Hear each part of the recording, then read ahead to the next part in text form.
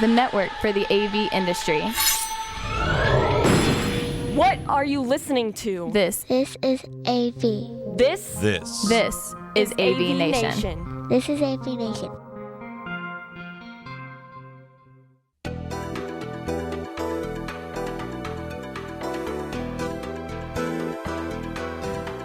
Greetings and welcome to this episode of AVNation TV's Connected. I'm your host, David Nanto, and I'm here. We didn't get enough of CES already. I'm here with a couple of my friends and colleagues from CES to talk about what we saw and what we heard. So, Evan, why don't you introduce yourself?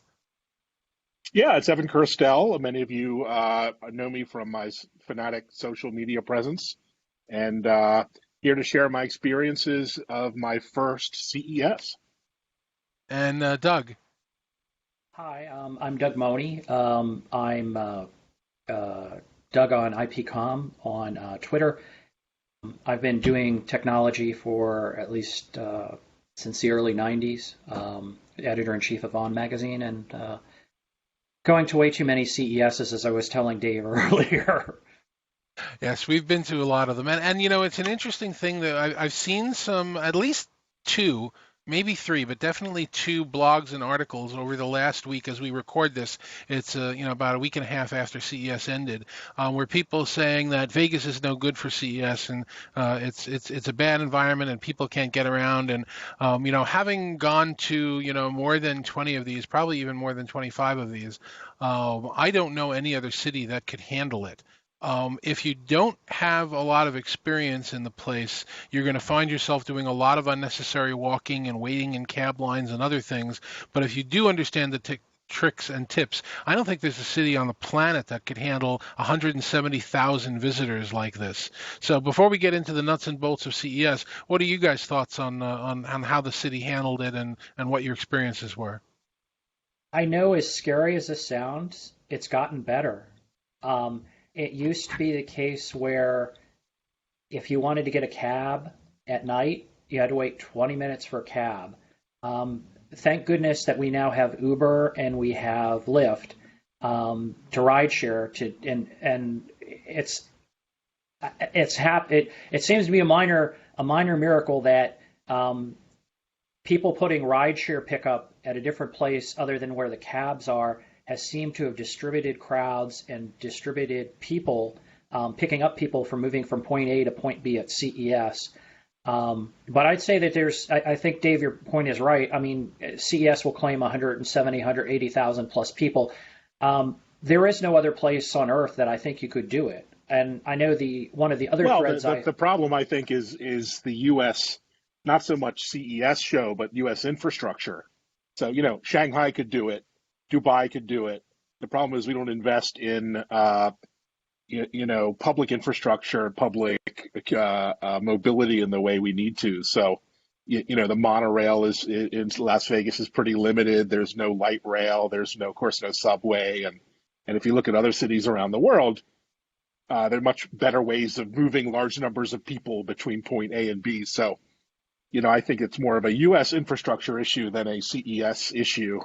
Well, I would agree. I would agree with both of you, except I would make the point that when you're in Las Vegas, love it or hate it, you can get a really good dinner for about $10, and you can get a really good dinner for about $1,000. And you can go out to see a show, or you can see friends, or you can grab a drink. I mean, the variety and extent and difference of things in one short area. Yeah, there are other cities in the world that could do it, but I don't think you would get that kind of mix of low cost and high cost in the same place. Not to say that the vendors don't gouge, which they do around CES week, but still, I don't think you'd be able to find a place where you'd be able to have dinner at McDonald's just as easily as you could have dinner at the top of the Eiffel Tower. Right. I had several good dinners per night in Las Vegas, so I would definitely concur as far as that's concerned. I thought was most interesting this CES, my first, was mobility, actually, on the topic of moving people around. I mean, the number of fascinating electric-powered air vehicles, air taxis, air transit, Uber Air, that will in the next 2, 3, 5 years get people around cities in really economical ways was fascinating. And so that was one of the highlights of the show, was actually mobility and transportation, ironically, talking about moving people. Yeah, that's a chat that I was actually having with some colleagues as well around this concept of mobility. That's a term that's been used and taken over by a lot of industries, whether it's, the people with disabilities getting around and having more motion. We used mobility to describe, mobile telephony for a long time. Now that seems to be co-opted by, this transportation. But you're right, that looks like the future. I hope it's going to come. I'm still afraid it's a little more promise than delivery, but it'll be interesting to watch. Well, I think the meta issue to think about and look at is it's no longer the Consumer Electronics Show, and the parent organization has changed its name to the Consumer Technology Show. But so when you get into things like mobility and electric air transportation and things like that, there's been a big shift over the past 5 to 7 years where the PC and the computer are not centerfold. It's let's bring everybody else into the party. And I think that Consumer Technology Association is doing a good job of bringing more people into the fold, so to speak. Like if you go back 5 years, Consumer Technology Association, the CES is where you show off your new cars. And 5 years ago, you went to the car show.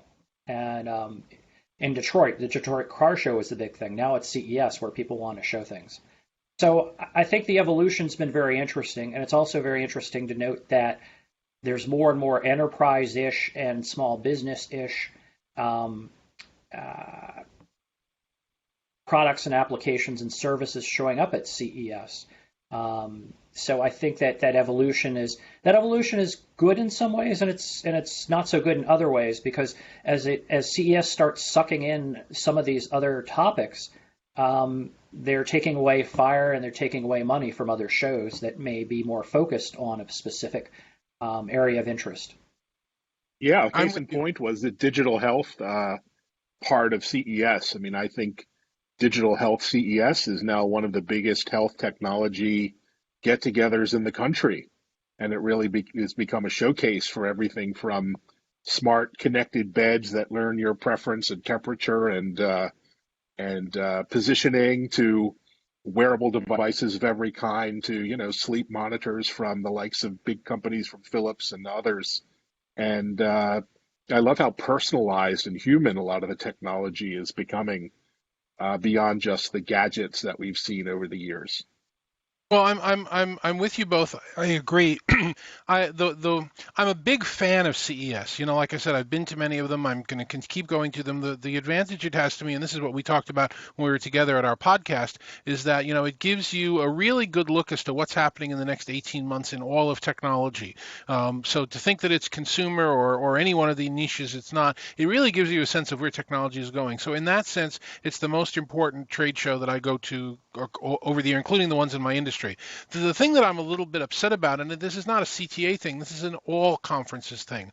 I'm sure you read the Forbes story about the guy who had a booth for his smart potato. He stuck an antenna in a potato and he called it a smart potato, and they sold him space because CTA in this case, and any one of the other people that are holding conferences, are in the business of selling booth space. The more they sell, the bigger their coffers are, the bigger the show is, the better their press is. But they're selling to anybody. Before there was crowdfunding, before there was Indiegogo and Kickstarter and the rest of them, if you wanted to get a product into the market, you would have to go to a banker or a VC company or somebody, and you'd have to have somebody approve. Now you can stick an antenna in a smart potato, and the CTA will sell you a booth. And the opposite end of that same problem is some of those car booths. I was particularly miffed with the Mercedes booth. I was walking around the back of it to try and get out of the North Hall the other day, and I'm walking and the door's open. They got a full kitchen in back there, bigger than my kitchen at home. They've got this enormous behemoth booth that you can barely get around, taking up probably the space that easily 40 exhibitors could be showing really quality products that we could be learning about, or technologies, and they're showing a car themed on Avatar that they're never going to make. So it's a little bit disjointed. Are we seeing technology? Are we seeing concepts and not technology? Well, we're seeing entertainment, and this our society and our economy is now driven by two things. One is attention, and the other is entertainment. And in that case, it's a hybrid of both. And so, do you blame a company spending, $10 million to get $100 million in free media at CES? Probably not. If I were the CMO at Mercedes, I'd probably spend my budget in the same way. So again, this comes down to the media-centric, social-centric, attention-centric world we're now in, where anything that gets your attention for 10 seconds is a win. So for better and for worse, that's kind of where society is right now. Well, I think the area of spending big is not exclusive to CES. You have to spend money at a show like this in order to get noticed. The guy with Unless you're Evan Kirstel, because I spent zero and got about 600 million impressions on the CES hashtag. You're one of a kind, Evan. Well, thank yes, you. But I take that for good and for worse. But with present company excluded, I get your point. And it's been that way for years.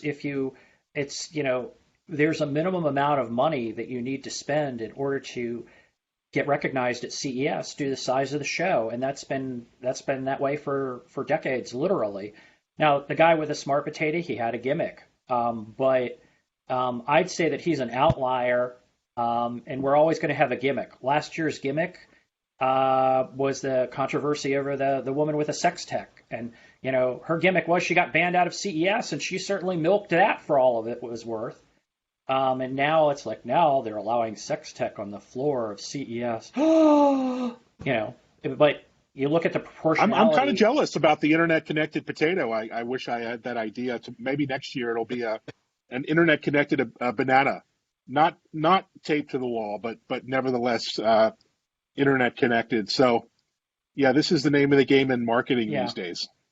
Yeah, I mean, there's no way around it. And I know, Dave, you would like the perfect thing.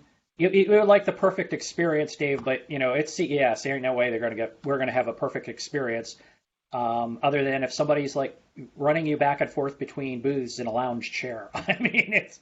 I just wonder how CES could use smarter technology to bring people together. I mean, all the talk of AI and the Internet of Things and wireless and messaging, and yet meeting someone and having a meeting is a triumph at CES.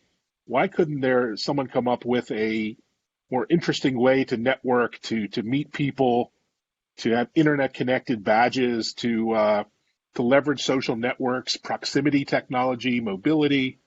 Well, I mean, as much as 5 years, little as 5 years ago, I think, maybe even 4 years ago, but definitely 5 and 6, if you wanted to post something from CES, you would have to walk outside the convention center. Yeah. The connectivity inside was so pitiful that you couldn't even get a signal that would work to transmit any media or make a phone call. So I give them credit. They have improved. So are you being an old man yelling at the cloud to talk in terms of memes? Are you that guy? No, I'm not the stodgy guy. Although I am gray, it's hereditary. You get it from your kids, like I said. The issue that I'm talking about is that they could do a better job with the whole show, but if they do, they're probably going to wind up having to change the show. I would like to see a place where the car makers could show whatever they want to show for however many hundred thousands of dollars they build in their booth, but I don't have to walk past it. How do we separate out the products from the concepts? And maybe it's 2 shows. And maybe it's if you've got a product, you go here, and if you've got a concept, you go there. I don't have a better idea than what's out there right now, but there must be some better idea, as you point out, for leveraging technology or setting up meetings or something. Right now, it literally is just a madhouse, and there's no other way to describe it. Yeah, so let's dive into some of what we saw and liked. What were some of the top things you saw, products, gadgets, services, devices that you still remember and are interested in? Go ahead, Doug. I was going to say the Lenovo foldable PC/tablet/ whatever you call it. That was very interesting. And I think Lenovo also had a laptop that they're rolling out, which will have an e-ink outer display. So you'll be able to, basically read a Kindle book on the outside of your laptop, or do other things with it as well. and then if you need your regular ordinary PC, you open it up and do work. So I thought that it's an interesting play on integrating two different devices into one. So I think that the Lenovo Foldable and the Lenovo E-Ink laptops were both interesting. And I'm a cynic. I mean, I've seen everything, and it's like, oh no, faster processor, pretty colors, but Lenovo had a couple of new concepts, and they may or may not be successful, but they're trying, and that's a lot more than I can say for somebody like HP, which basically swaps in the latest processors every year and maybe tweaks up a couple of things. I'll give you an agreement on that one. I think Lenovo had a terrific show. They had a lot of great people, a lot of great. I mean, they weren't even on the show floor. They were kind of off the floor. Yeah. On the sands in their booth. I think we bumped into each other in the front of that at one point. But We did. but they had some nice products. They were even showing some MTR products there, which the enterprise people were interested in. So I do agree with you. They had a terrific show. I think that the LG people once again shined. Their press conference was really trying to create a framework and a concept around AI and how it'll go forward. And this is one of the big things that came out of the show for me was that AI is, the way we use whatever we call AI that exists today is interaction with a device, interaction with our phone, interaction, with an Alexa or a Google Home. And they redefined it, the whole show redefined AI this year as the devices will talk to each other, creating a mesh intelligence. And they'll be able to help and communicate and help people, help lives, help cities. So I think they had another good show as well. On my downside, things that I weren't really all that happy with, I want to specifically, Doug, go back and forth with you over Panasonic, and we'll do that in a minute. But I was very surprised. Google, which essentially blew away the show the last 2 years, definitely scaled back their presence this year, and it was noticeable only because of how over the top it had been in the past. They still built their concrete structure outside with the slide into a bubble tray, but they weren't around the floor as much. And I was very surprised with Samsung. They had this huge in the central lobby showing off some of their netbooks that were there, and every time you ask them a question about the netbook, oh, is this one of the 5G ones? No, not really. Oh, is this one of the ones that has the faster speed? No, not really. It's like, I don't think they really even understood what they were there for. And when I went in to do the demo, because there was no line, they gave me the first unit they gave me didn't work. So I think they've kind of fallen on themselves a little bit. So I don't think they had the best of shows. What about you, Evan? Any winners or losers from your perspective? Yeah, there were just so many, I think, smaller, interesting innovations that stood out. A lot of interesting stuff at IoT in the Bosch area and with LG in the home, and people love making fun of robots. But some really practical applications of robots that I thought, wow, that's going to take off. Whether it's a robot that washes dishes or makes you cappuccino, or a home robot that sort of cleans the windows as well as the floors like a Roomba. I mean, I think robots are going to really hit the home and the lawn and stuff in very practical ways. So that was really fun to see. I'd have to say that Bosch had an interesting press conference talking about AI. Their theme this year was all about AI. It wasn't like a Bosch, which was their marketing tag last year that I think Evan remembers for better or for worse. But AI is, everybody's talking about AI, so we'll see what happens on practicality 5 years from now. I think digital health, to circle back on that, I couldn't walk 5 feet, and I was joking with Evan about this, and I'd stumble across something that was digital health based, and that was from the beginning of the show at CES Unveiled, where they have their tabletop exhibits, all the way through the second day of the show, where I was walking around on the show floor at the Sands. I mean, there's a lot of digital health going on. Yeah, and I was really intrigued how, no matter what the condition or disease or bodily mental issue, there was some device or company or product or service trying to help. And as we all get older and age longer and have parents who are getting older, it's great to see, potentially practical devices that can help you in your daily life, whether it's, products to help you meditate and relax, or, that help you sleep better or monitor your sleep, or, there's things that tech for good that I think is going to come out beyond just the gadgets and the hype that we usually see. Yeah, but I think the flip side to that, Evan, is that I've been hearing meditation for 3, 4, 5 years. It may be repackaged to a different device or a different app. And there's other things on digital health that I've seen that haven't quite come to fruition, or they started out as a consumer play, and now they've been shunted off into a more professional help. Yeah, I think it's always going to take that one big hit to really take this industry to the next level. And I think the Apple Watch is kind of a success story. I mean, the number of people and apps and services that I saw around Apple Watches was pretty extraordinary, including, managing your health records directly in the watch to keeping track of pulse and oxygenation for people who need that. So, I think that we have the makings of quite a phenomenon and things like that. Yeah, go ahead. No, I was going to say it was interesting. There was one company that emailed me about how they have a watch just as good as the Apple Watch for significantly less money. And I replied to them saying, it's not a money thing. The people who have the Apple Watch love the Apple Watch. The people who don't have the Apple Watch are the ones that can't figure out how to use it. Can you make one simpler? Don't forget the money. It's the price point on that one's already been established in the market. So again, I agree with you. There have been a lot of things like that, but every once in a while you get a marketing person. We should talk about the marketing people too. But every once in a while you get one that's just kind of off the mark. Well, yeah, marketing people not hitting the mark. I'm shocked. What kind of industry profession do we have here?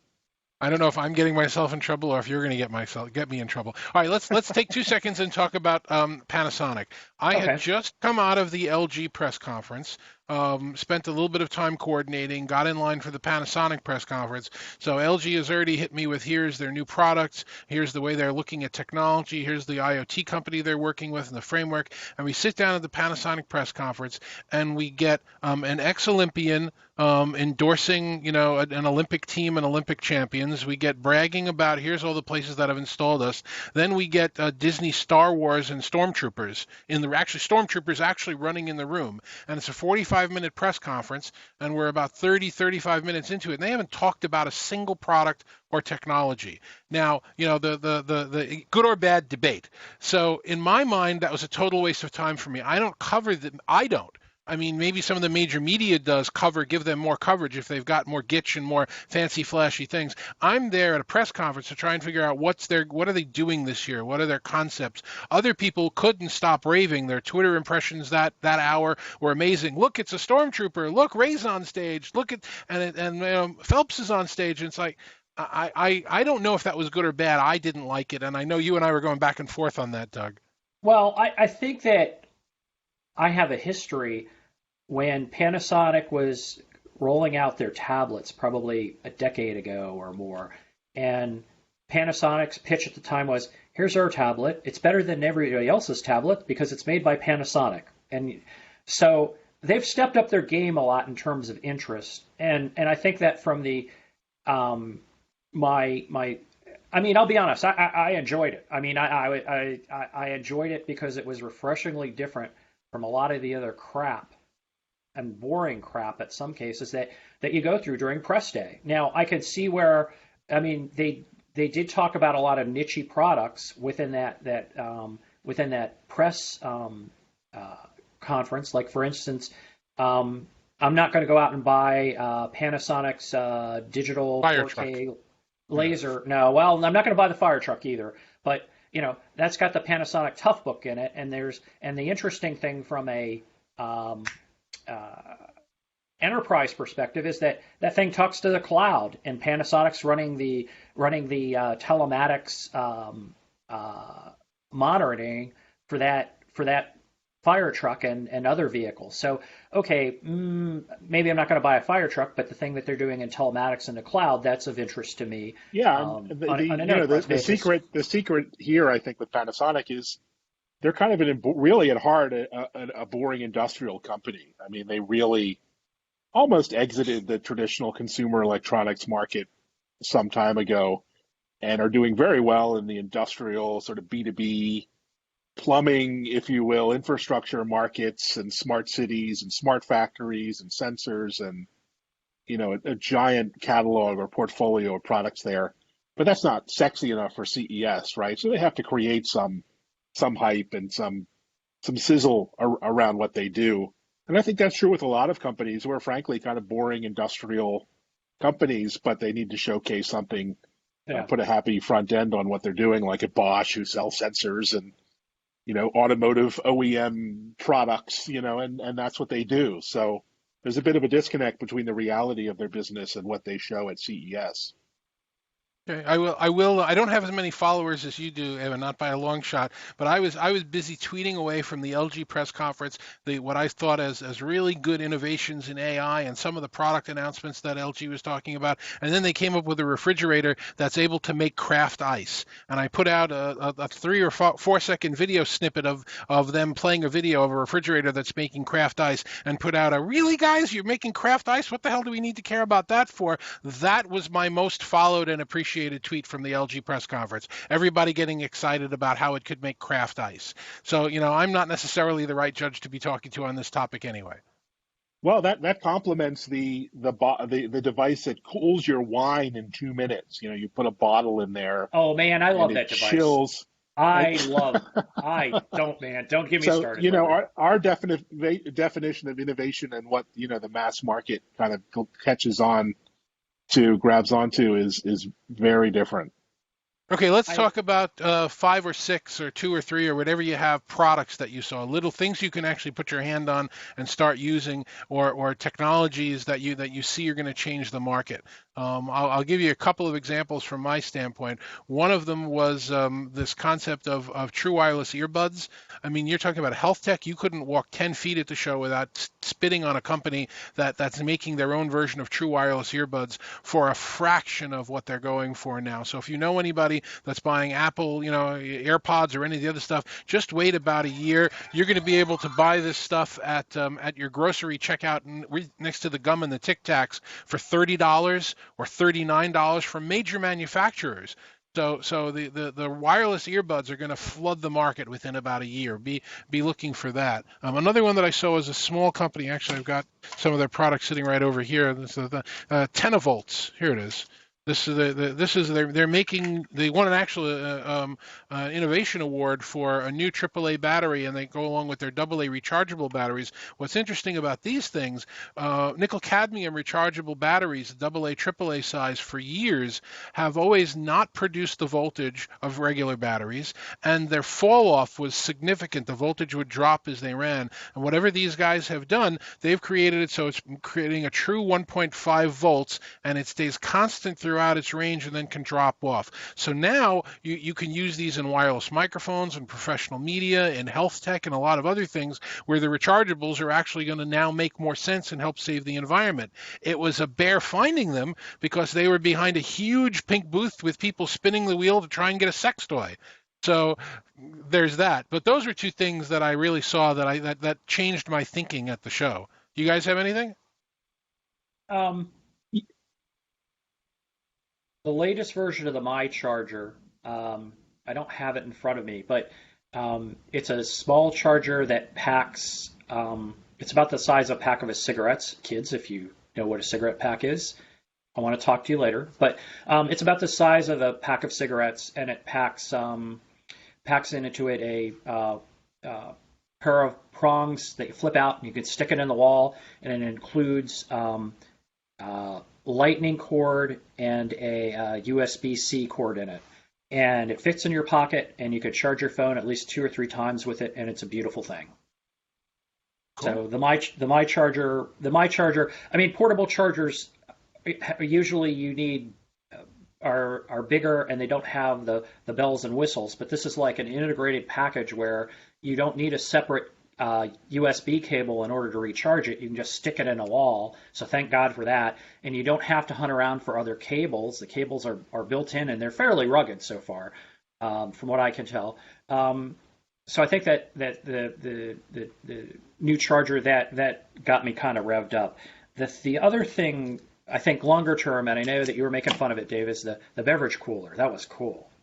But the thing about the beverage cooler is that there's some underlying technology in it where it uses piezoelectric heat transfer or cooling technology. So not only can you use it to cool things, with a software upgrade, you'll be able to use it to heat things as well. So, you can you can cool down your beverage with it. And then after you cool down your beverage, you can throw in a couple of hot towels in it and get some hot towels. And I really wanted one of those because I needed the hot towels for my feet because my feet were killing me.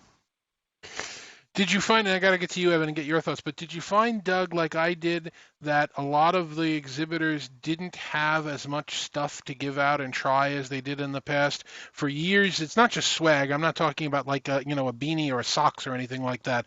But, if we would go and look at a new drive or a new USB stick, they would say, here, please evaluate it, let us know what it was. Now they were running, if they had it at all, they were running a contest for it. Very few people were giving it. I mean, it looked like the whole show was a little bit cheaper and stingier in terms of giving samples away. Well, I think that yes, I didn't bring home the plastic bottle or two full of USB sticks like I have in previous years.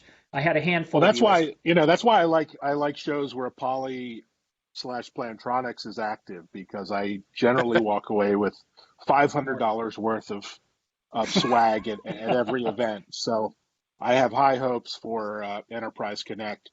But I think for me, the two takeaways, things I really want to buy this year, probably the Motorola Razr, just for nostalgic purposes. I played with it.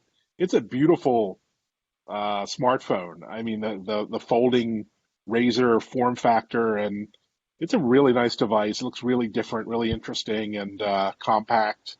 So I have my eyes on that. And the other is a new Chromebook from Samsung. It's sort of an orange-red aluminum, or aluminium, as Joni Ives says, aluminium shell with OLED display. It's probably the nicest looking laptop I think I've ever seen. And it's a Chromebook, which I love Chromebooks. So that's coming out in Q1 from Samsung. So I have my eyes on both of those. Cool. All right, so are we coming back next year? Are we going to make it another year, getting up Yeah, early? I'm hooked. Yeah, definitely. I'm hooked now. I think I will start a training and exercise regime about 8 weeks in advance now that I understand the deal. But otherwise, I look forward to CES 2021. Doug, are you going back, or are you one of the people we saw online at the press conferences saying that we're getting too old for this stuff? I think I'm 50-50. My vertical area of interest is going to be satellite broadband, and if OneWeb and SpaceX show up at CES, it'll be a battle royale for the ages. But I'm not convinced that either one of those companies is going to throw down at a large show. They may not. We'll see. I mean, Elon Musk is a very elusive quantity, and I've heard Gary Arlen and other folks at CES say, yeah, we want Elon because we want Tesla there, and we want to show the Powerwall and other stuff. And so far, Elon on the face of it he's a little bit cheap in some ways, in that he'd rather. Well, Elon is notorious for not spending money on marketing. Yeah. And so when you have 50 million Twitter followers, you don't need to. So it's a good strategy. I think it's going to be interesting to see if SpaceX actually shows up, because they're going to have a platform to launch satellite broadband, and they're going to have to convince people. But that's that's my personal niche and bone. But we'll see. And remember, with CES, there's showing up, meaning you're there but you're not exhibiting. And then there's showing up and sort of dangling, so you're not exhibiting and you're maybe in a press conference, or you're a guest of someone in a press conference. And then they're showing up and, buying the whole city like Google did. So there are different levels of showing up. I'm definitely... Oh, go ahead. Well, and I was going to say that, yeah, but Dave, part of that of showing up is how big of a check because some of these keynote speeches don't happen without booths, and you know that, and I know that, and it's one of the unstated principles of life. So we'll see what happens. Yeah, we can certainly go back years and talk about the controversies of keynote speakers. And honestly, and I know this is probably, we talked before the show about how you have to give up. You can't see the whole show. One person can't do it.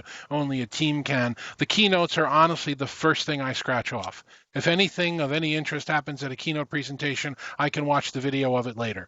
I'm there to see what I can see, which are the things that the major media and the tech media covering the events are not covering, which hopefully you guys saw in the vlog that I did from the show. Came out to be an hour and 12 minutes this year because I put in a lot of excerpts. But again, I'm there to see the things that other people don't see. All right, so let's kind of wrap this up with any final thoughts and then tell people how they can get in touch with you. Doug, your last thoughts or your closing note on CES 2020?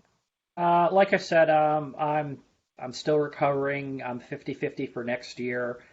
I'm gonna have to wait and see. You can find me on Twitter at Doug on IP comm COMM. That's the best way to find me is on Twitter. Terrific, Evan. Yeah, people generally know where to find me because they can't avoid me on Twitter. So just find me there. But I would say I'm hooked. Yeah, no, I'm all in. And I'll be there next year. And my next mega show is Mobile World Congress. So maybe we want to have a chat about what we see and hear from at the show, and I can be your man on the ground, as it were, in Barcelona. Absolutely. We're going to get a lot of good news, a lot of the mobiles. You'll see even more of what Motorola is doing at Mobile World Congress. My goal for next year for CES, Evan, is to get some of the old school, stodgy media management companies to realize that as an influencer with as many followers as you have, you qualify as media to get into the media events. I may have to work a little bit behind the scenes on that one, but we got a year to do it. So I've got a feeling that we'll be able to see you at some of those shows next year. Fabulous. We'll look forward to it, and thanks so much. Well, thanks everybody for joining us. This was, three old guys talking about a young guy show at CES. I'm your host, David Danto. Until next time, we'll see you again.